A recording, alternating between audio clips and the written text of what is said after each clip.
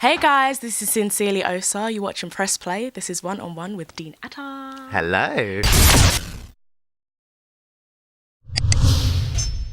I am nobody's nigger, so please let my ancestors rest in peace, not turning their graves in Jamaican plantations or the watery graves of the slave trade, thrown overboard into the Middle Passage just for insurance claims. They were chained up on a boat, as many as they could manage and stay afloat, stripped of dignity and all hope. He gave me a hug, and he gives the best. Hugs. It's the best hug. He'll just squeeze secrets out you, I swear. But yeah, how are you today? I'm really good, having a really good day. I can't even smile as much as you do. I can't. But yeah, so obviously you're here because you have your book out. So okay, let's talk first about what you've been doing. We know you've just got back from Americana. I have. How was that? It was fantastic. It was initially a holiday that turned into a working holiday because I put it out there on Twitter that I was coming, and then people wanted me to.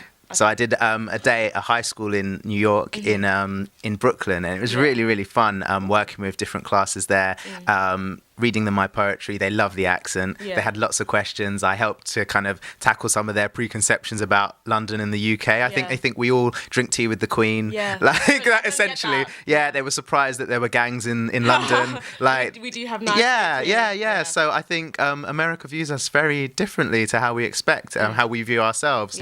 So that was really interesting, meeting American teenagers. And then also I did a performance out there, which went down pretty well, and met some really cool people. So hopefully when my book comes out in America, because it's not out there yet, when it comes out in America, I'll have a bit of a fan base. So it's exciting. No, I'm sure you'll do very, very well. Obviously, as you're talking, I'm thinking, how are they going to receive it? Because are they aware of the death of Stephen Lawrence? I mean, it's gone 20 years now. I think the anniversary was a few days ago. It was this week. So are they aware of it? How important do they think I Am Nobody's Nigger is as a poem? Well, in the high school in particular, when I was performing it there and talking to the kids, they were like, we'd never thought of it like that. We had never thought that someone would still take that word as an insult. We just use that word like brother. They see it differently. Like they see it very differently. So, and I was on the subway going through into Manhattan because I was staying in Queens, and on the subway, like everyone was using that word, like guys and girls, young and old, like, and so it's so common out there. I don't know if I'll be able to really make a big dent in public perception of that word in America. I know in the UK, it's been interesting response. In the UK as well, it's not as mostly used in America. I think that's mostly due to hip hop. I'm not sure what your take on that is, but what do you what's your perception of how UK hip hop is taking kind of the re-embracing or re-owning of the word nigger? I think the only people I've seen do it are those that are trying to appeal to America. I don't think many... Oh, that's what you think? Okay. I think that's where it's coming from, because even Akala stopped using the word, and that was really interesting. He's got a video up on YouTube where you can see why he's decided to stop using that word. So I think our UK artists know that that's not really appropriate language for us, because our history is different to America's history, and we don't use it as common like that on the street. So it's not representing people by using that word, because you don't hear it that often on the streets. So it's not worthwhile putting in your music. Of course. So of course you have made an extreme indent on.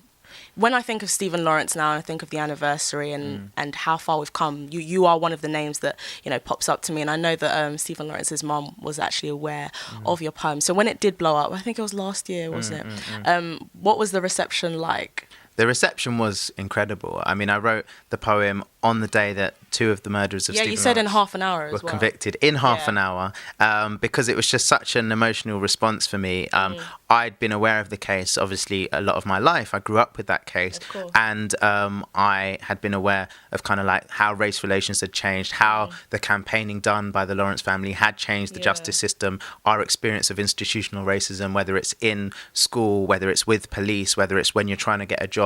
It is still there and it is still real. And that's kind of the legacy that we've been left with, is that we are making good progress, but we still got a long way to go. And Stephen Lawrence's memorial, I went to the service that they had for it, and Stephen Lawrence's mum and his brother spoke as well about how hard it's been for them, but how much it's touched so many people's lives. The Prime Minister was there, Boris Johnson was there, Beverly Knight sang this amazing tribute to him, saying how she didn't know him, but he has touched all of our lives. And I think that is what has happened. That's the legacy of Stephen Lawrence, that he's put race relations on the forefront of a lot of people's minds and been a face to push forward this message of equality and justice. And I think we have come a long way, but we can't rest on our laurels. And it is still harder for people to get jobs if they're black, for people to be, if you look at, there was the case of the guy that applied for a job with Virgin Airlines, and he used his African name and didn't get seen for the job, and then used a fake name,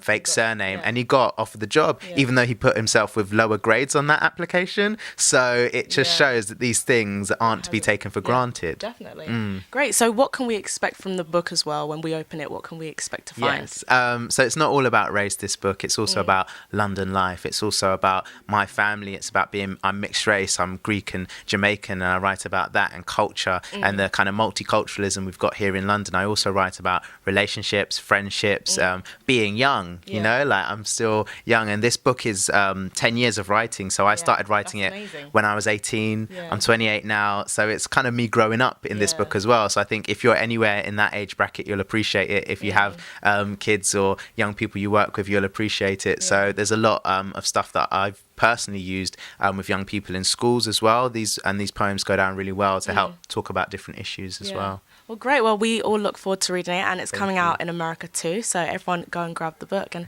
thank you so much for being on the show. Thanks for having me. Thanks, guys. Bye. Bye.